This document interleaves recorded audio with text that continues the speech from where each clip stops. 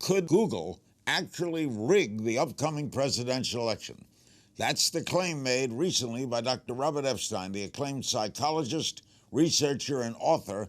And he goes on to warn that search engine manipulation on sites like Google is a danger to democracy.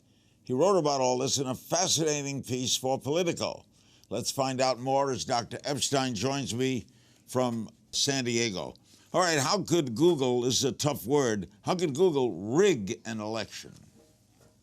Well, unfortunately, Larry, they could do it quite easily. They could even do it in their sleep because they could do it by tinkering with search rankings deliberately. That's if an executive or a rogue employee wanted to do it.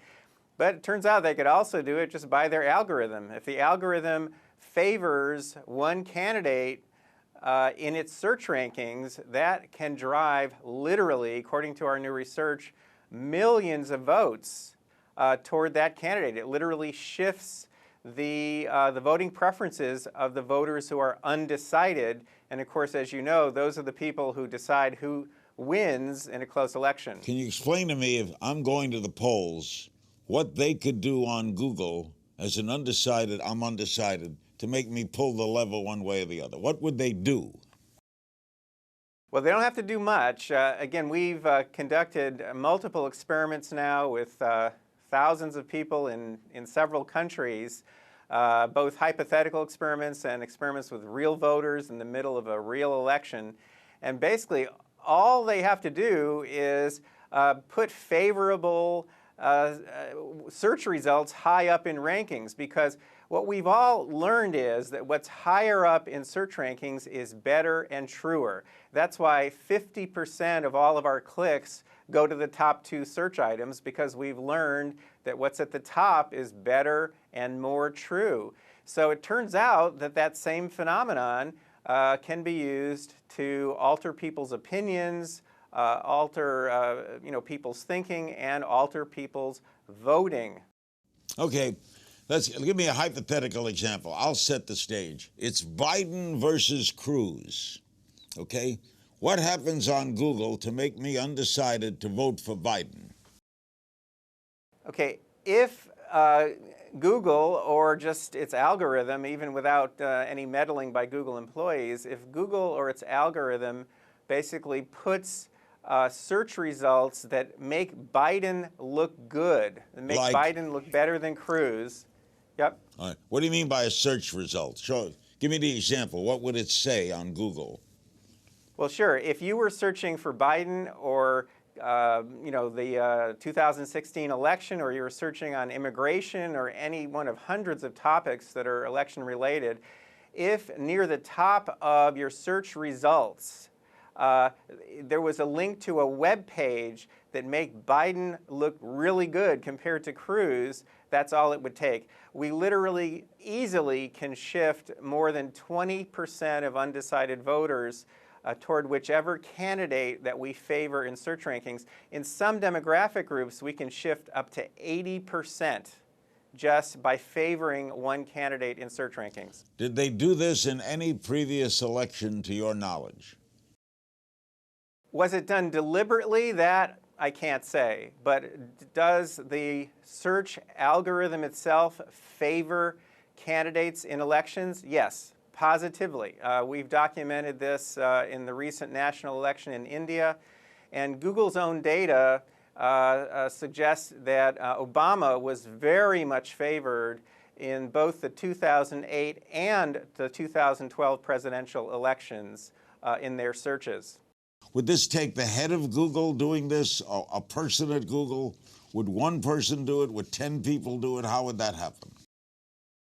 It can happen in any of 3 different ways. One is that a top executive literally just types in a couple of commands on a laptop. That would be one simple way to do it. Do I think that's happening? I have no way of knowing. I mean, if I were running Google, I think I'd be tempted to do it, sure. Google and its top executives in 2012 gave more than $800,000 to Obama, $37,000 to Romney. So, big companies, they do pick their candidates. A second way to do it, rogue employee, just one rogue employee. And one rogue employee at Google, Marius Milner, who's still employed there, he was blamed on the big Street View scandal there at Google, in which their Street View vehicles for years in more than 30 countries were sweeping up information from an unprotected Wi-Fi network. So that was blamed on one rogue employee, so that's a possibility.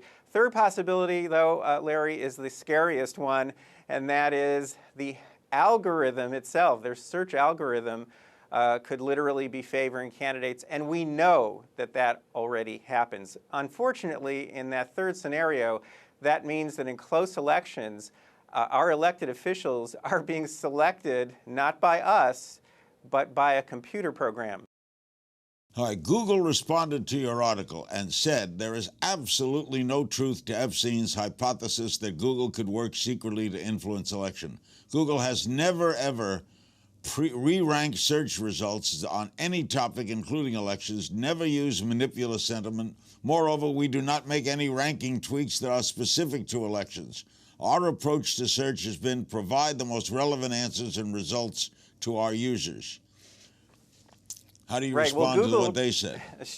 I don't even need to respond, because Google right now is facing multi-billion-dollar fines for biasing their search rankings, both in the European Union and in India. And an internal report by the Federal Trade Commission in the United States also concluded that Google routinely readjusts their search algorithm to favor whatever they want to favor. Usually it's their own products and services. So I don't need to reply, because, again, major governments and major government agencies have already weighed in on this. And I think eventually, the FBI is going to go in there with a search warrant, and eventually we'll find out from internal emails what's really been going on. All right, supposing the 2016 election is over, the FBI investigates it and proves your hypothesis correct. What do we do? Well, that's a big problem. The research we're doing now is looking at ways to suppress this effect, which we call the search engine manipulation effect, or SEAM.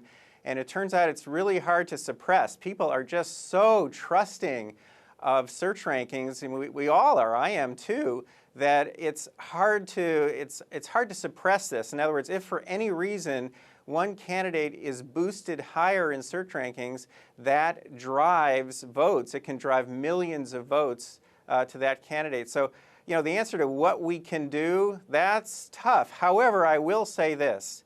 If Google were really an honest company, then right now, instead of denying what they're denying, they should be doing the opposite. They should be expressing concern about this research. This is rock-solid research published in the Proceedings of the National Academy of Sciences, for goodness sake. They should be expressing concern, saying we're looking into it, saying we don't want to mess with elections, we're going to figure out how to implement equal time rules like we have in radio and television. That's what they should be saying if they're really a responsible and honest organization. This is a fair question. You have said that I know the head of Google has supported the Democrats. Are you a Republican? I am an independent. I have been pretty much my whole life. And the organization that I work with is totally nonpartisan.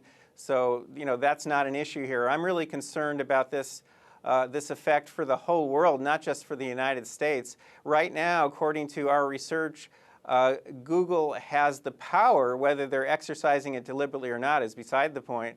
They have the power to determine the outcomes of upwards of 25% of the national elections in the world, because a lot of elections are close. And in close elections, Google's search ranking, it makes all the difference. And remember, there's no other search company in most countries. About 90% of search is done on this one search engine run by this one company. There's no competition. It's as if Fox News were the only channel in the whole world.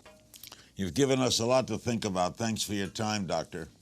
Thank you, sir. For more information on Dr. Epstein's claim, check out his piece on Politico.com.